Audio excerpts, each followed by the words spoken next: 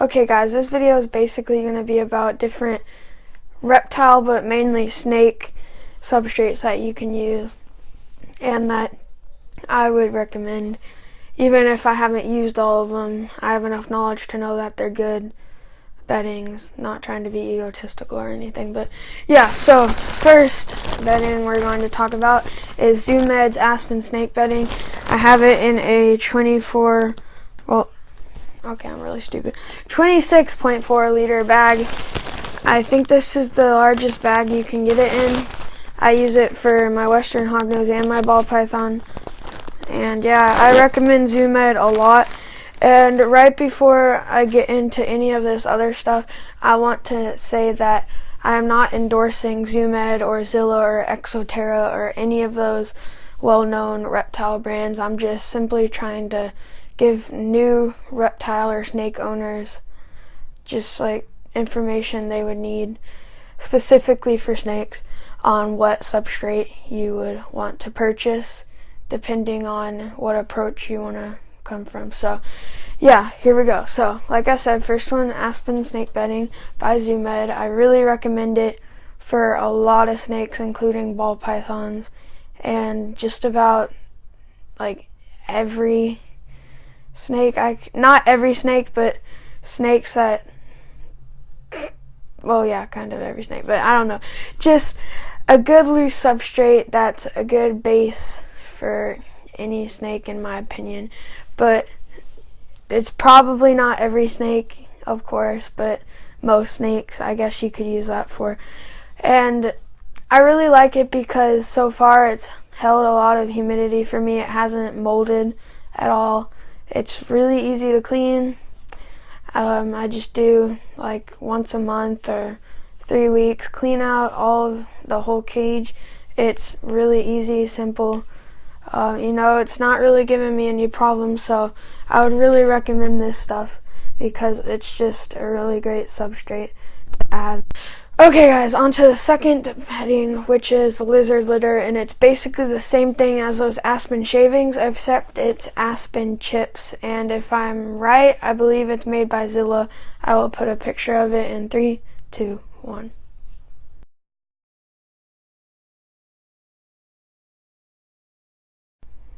Okay guys, so like I said, it's made by Zilla, I believe, and it's basically the same thing except it's in little chips instead of shavings. So what this is good for, in my opinion, is burrowing snakes, especially western hognose. I mean, the shavings are always good, but with these there's a less chance of impaction, and it's just, in my opinion, a lot better burrowing substrate.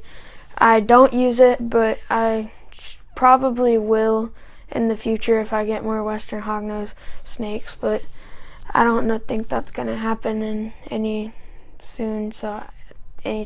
But yeah, sorry, I just kind of got mixed up with my words there. So yeah, there's that, and on to the next one. Also guys, what I forgot to mention is it looks really nice for if you're going to like an expo or something, but from what I've heard, it does mold very easily. And so if you're okay with that and you're okay with cleaning it a little more frequently, then that's always fine. But it's gonna be hard to do that because if you're misting it and it's just gonna mold, what's really the use for that? So the next bedding that I'm going to show you guys is basically a solution for that. So, well, the Aspen shavings were a solution for that too, but yeah, here we go. Okay guys, the third loose substrate that I am going to recommend is forest floor bedding. I believe it's ZooMed. If I'm wrong, I'll update that like up here or something, I don't know. But yeah, ZooMed, I believe so, and it's basically a cypress mulch. I'll put a picture of the bedding up here in a second, like 3, 2, 1.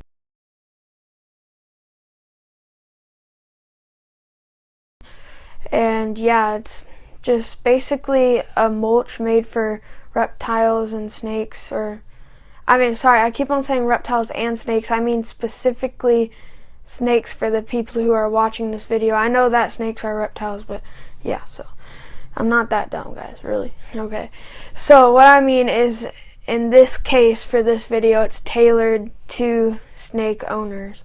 So yeah, that's basically what I mean every time I'm saying snakes and reptiles. So yeah, it's so far everyone that I've watched videos and read about it, they all say it doesn't mold, it holds humidity well. So it seems like pretty much just a mulch version of the aspen shavings. So one thing is, don't go out and collect mulch from your yard, or if you have it in your yard or anywhere that's not made for reptiles, or you just find it and go. And don't put that, because it could have been sprayed with some chemical. It could have a parasite, it could have just any chemicals on it, bacteria, anything like that.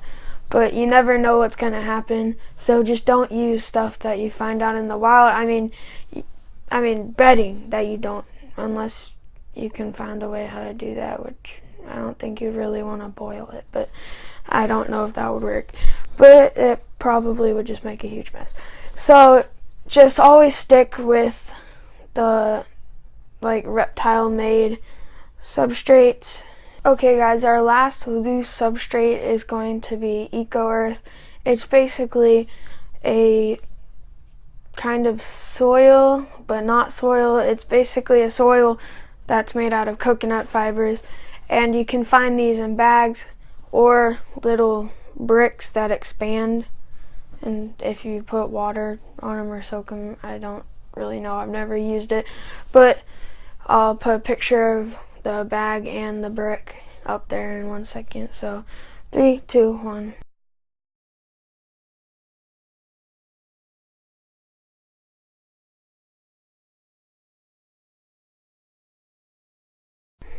Yeah, it's gonna be up there, so yeah.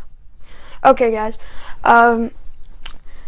this, I've heard a lot of good things and some negative things on this, and one of the good things about it is it holds humidity very well, but one of the bad things about it is that it has a very high chance of impaction, because like I said, it's kind of like a soil, so they could practically get that stuck in their mouth and just choke. And I don't think you really want that happening with your snake. I mean, like I said, it's a mixed argument, so it's really your choice. If you're feeding them out of their enclosure, just, yeah, that would work, I guess. The only downside I would see is that if you're misting them during the shed cycle, which you should be, or if you soak them or something, which I don't know what you're going to do with your reptile. Well, yeah, but anything you do, if you either mist them or soak them or whatever you do, if you do the misting in the cage, the only problem I would think that would occur is that would get all stuck to them, not moldy, but it would kind of react like wet soil where it gets kind of stuck to you, which I don't know if that's a big deal. I don't think it's a huge deal, but it may just be kind of, annoying to you. You don't really want soil on your snake. It's kind of just weird, and you don't want to do anything that just is not needed to happen. So it's a mixed argument over Eco Earth. I mean, there's a lot of good things, there's a lot of good things, and there's a lot of bad things, but yeah, same thing feeding your snake in the cage or out of the cage, mixed argument. But there's just tons of different opinions and viewpoints that go into caring for a snake. So there's all the loose substrates I'm going over. So now I'm going to go over the 2 non-loose substrates, I guess, that I would recommend. But here we go, here's the first one. Okay guys, this first substrate that's, I guess I could call it non-loose or whatever you want to call it, is going to be paper towels or paper towel, whatever you want to call it. Yeah, but I'm going to go over one bad thing about this at the front. Well, it's kind of 2, but No, I guess it's just one. But one thing about these is, of course, it's not going to be eye-pleasing. It may look unnatural, but that's just how it's going to have to be. You can find this for very cheap. So if you want to find, well, not very cheap, but if you want to find a cheap solution that is pretty good for your reptile, then paper towel is one of the ways to go. And so I'll get into that in a second. Okay, so good things about this is, number one, if your snake is sick, it's very easy to keep your enclosure clean and very pretty much clean and non-bacterial, whatever the heck. I don't know. But basically, I can't find the word you would call it, but you can just keep your enclosure very clean if they are sick or if for some reason you need that. Another thing is it's very easy to clean, and a lot of people get never mind. Well, basically what they do is they're like, oh, well, bacteria will all get on that and stuff. And the easiest way to get around that is just change it. Like, if you don't want bacteria growing on it, change out the paper towel as soon as you can. So that's just one thing. It's very easy to look past. A lot of people are like, oh, but it's going to get all bacteria on it. Just change it out. Literally, that's all you have to do. So, I mean, it's a pretty good substrate. Easy to clean, affordable. You don't have to use the expensive kinds. If you need more humidity, this is also the way to go, because you can spray it and it'll keep the water in for quite a lot of amount of time. And it'll just be good for the shed cycle, because if you add rough things like a hide, a water bowl, or anything that they can rub up against, they'll be also getting that humidity and the soaked in water from that, combined with those rough surfaces that they can rub against, so that they can shed a lot easier. So on to our last substrate. Here we go. Okay guys, on to our last substrate, and I thought I had some of this, but apparently I didn't because I couldn't find any, and that is newspaper. So one thing I forgot to tell you guys about toilet paper as well as newspaper is that since it's usually going to be thin in the amounts that you're putting in your enclosure, that heat pad may get a little too hot. So if you're going to be using newspaper or toilet paper, you may need to buy an extra thermometer. And an easy way to figure out if it's thin enough or thick enough, yeah.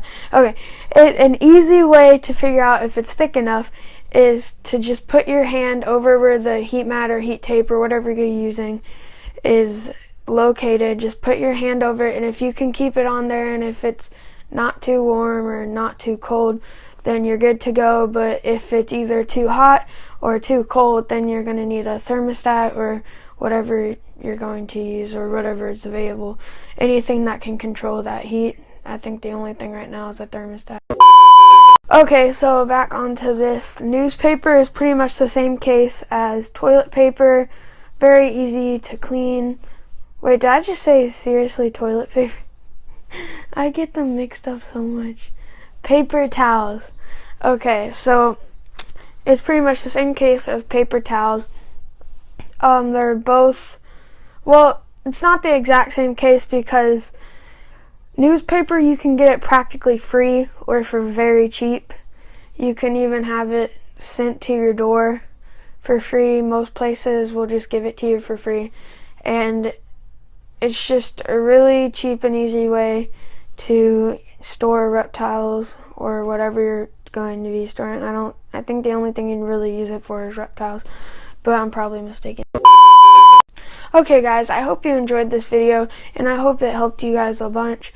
I'm going to put the links for all 4 loose substrates in the description, probably Amazon. But yeah, that's it guys. So I'm not going to put links to toilet paper or newspaper, because I don't really think you can buy big amounts of newspaper. I guess you could, but I've never seen it. And because, of course, paper towels, that's just, your preference, whatever price you want to pay for it, or whatever quality you want. But yeah, that's just your preference. I hope you guys enjoyed this, and I hope you guys